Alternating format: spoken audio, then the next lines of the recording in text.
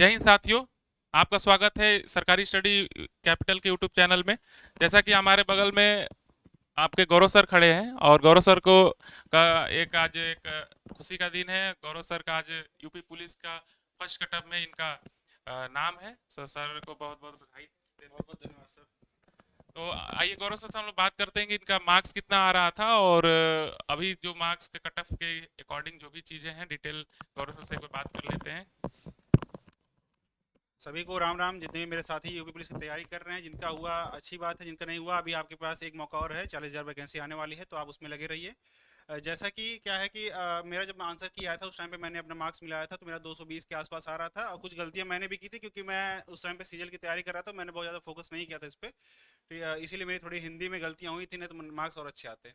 और अभी तो इसके आगे भी डीवी का प्रोसेस है, फिर रनिंग होगा, वो सब बाद की बात है। अभी बात करेंगे, क्योंकि अभी आपके सामने जो है हमारे सर रोहित सर हैं, उनका भी यूपी पुलिस में सिलेक्टेड हैं। तो ये आपको जानकारी बताएं, क्योंकि मुझे भी उसके बारे में बहुत ज़्यादा जानकारी है नहीं अभी, कि डीबी कैसे होता है, पीएचडी क्या होता है, ये सब चीज़ें आपको यही बताएंगे, गाइड करेंगे। और मैं अभी जो है सीएचएस स्टडी कैपिटल पर सीएचएस का 9th का क्लास का मैथ का मेंटोर हूँ, तो यहाँ पे बच्चों को पढ़ाता भी हूँ। और सरकारी कैपिटल पे शायद कुछ दिन बाद आपको दिखूंगा अभी। तो बहुत बहुत धन्यवाद आप सभी को। सर आपका मार्क्स कितना आ रहा था उस समय जब आप रहा मार्क्स और मेरा रॉ मार्क्स उस टाइम पे था 220 के आसपास। अच्छा क्योंकि और उसके बाद कुछ नंबर जो फाइनल आंसर किया था उससे मैंने मिलाया नहीं था, क्योंकि कुछ नंबर इधर उधर हुए होंगे, चाहे बड़े होंगे चाहे घटे होंगे। अच्छा सर सर का बता दें ईडब्ल्यूएस भी है तो सर अगर प्रॉपर फिजिकल और इस सब में अगर क्वालिफाई करते हैं तो सर का 100% सिलेक्शन होगा, क्योंकि सर का ईडब्ल्यूएस भी है और जनरल से है। तो और सर का जिला है आपका सुल्तानपुर। तो उसी अकॉर्डिंग हम लोग अभी इस वीडियो में डिटेल में बात करेंगे डीवीपीएसटी के बारे में। तो सबसे पहले अगर बात करें तो सबसे पहला अगर दिसंबर के आपका थर्ड वीक में आपका डीबीपीएसटी स्टार्ट होगा।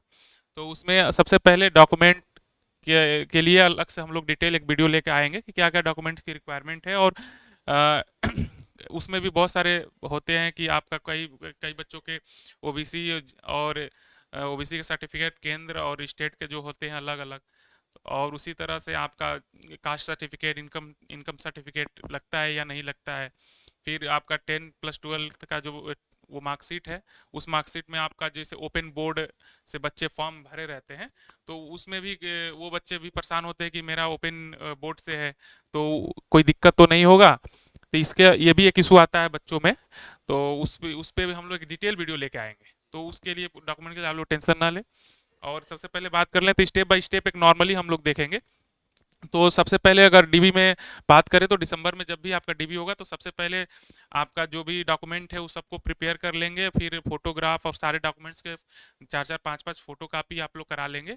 तो सबसे पहले जो भी डिस्ट्रिक्ट है वो डिस्ट्रिक्ट का जो भी मंडल या जोन होगा, उस जोन में आपका जोन ही निर्धारित होता है। वहाँ टीम बनती है डीवाईएसपी और टीचर्स की और डॉक्टर्स की एक टीम बैठती है, पीटीआई आईटीआई जो पुलिस विभाग की होती है, पूरी एक टीम इकट्ठा होती है। और वहाँ पे जो जो टीसीएस के लोग हैं, टाटा की टीसीएस के लोग भी आते हैं, वो आपका जो एआई वेरिफिकेशन और थंब वेरिफिकेशन करते हैं।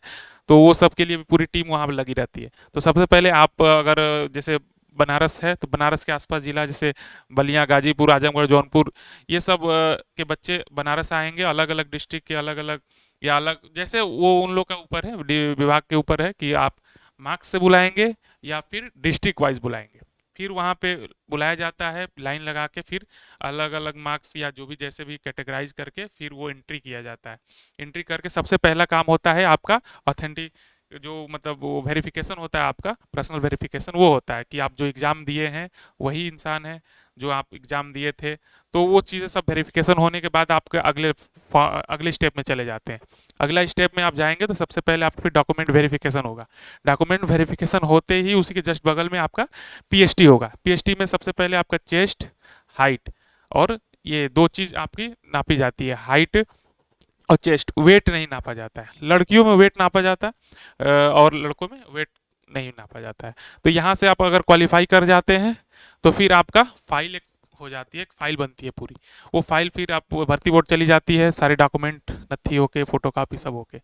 और फिर वहाँ से पहले वैकेंसी में क्या होता था, 42,000 वाले में ऐसा हुआ था कि तुरंत डॉक्यूमेंट वेरिफिकेशन, पीएचटी कराया, उसके बाद तुरंत पीईटी करा दिया, तुरंत दौड़ा दिया रनिंग, तो जिसमें 50% बच्चे छट गए थे। तो इस वाले उसके बाद एक वैकेंसी आया था, उसमें प्रॉपर स्टेप बाय स्टेप 5-10 दिन, 15 दिन, 20 दिन में आप डॉक्यूमेंट वेरिफिकेशन कराया, फिर उसके बाद एक अलग से फिर रनिंग कराए, तो काफ़ी टाइम बच्चों को मिल गया। इसमें भी टाइम दिया जा रहा है क्योंकि जनवरी 3rd वीक तक में रनिंग की बात की जा रही है, तो काफ़ी बच्चों को मिल जाएगा इसका लाभ। तो अभी जैसे कि सर से हम पूछ रहे हैं कि अगर रनिंग सर अभी करते नहीं थे, अभी अभी तो रिजल्ट आया है तो करना स्टार्ट करेंगे, पर अभी सर कुछ दिन, 1-2 दिन सर पहले गए थे, तो उनके अनुभव के हिसाब से पूछ करते हैं, पता करते हैं कि क्या 2-2.5 महीने में, 2 महीने में क्या रनिंग आराम से बन जाएगी, तो क्या लगता है सर? कोशिश करेंगे कि बन जाए, बन जानी चाहिए, क्योंकि अभी भी मैं जाता हूँ तो 6-7 राउंड मार रहा हूँ, मतलब थोड़ा टाइम अभी लग रहा है, क्योंकि अभी मैं जैसे जो क्या होता है ना, जो आदमी पढ़ता रहता है तो उसको ये सब फिजिकल करने में थोड़ा इंटरेस्ट कम रहता है, या जाता भी नहीं है आदमी ग्राउंड पे, तो थोड़ा दिक्कत हो तो होती है, लेकिन कोशिश करेंगे, अभी टाइम हमारे पास है तो अच्छा कर ले जाएंगे।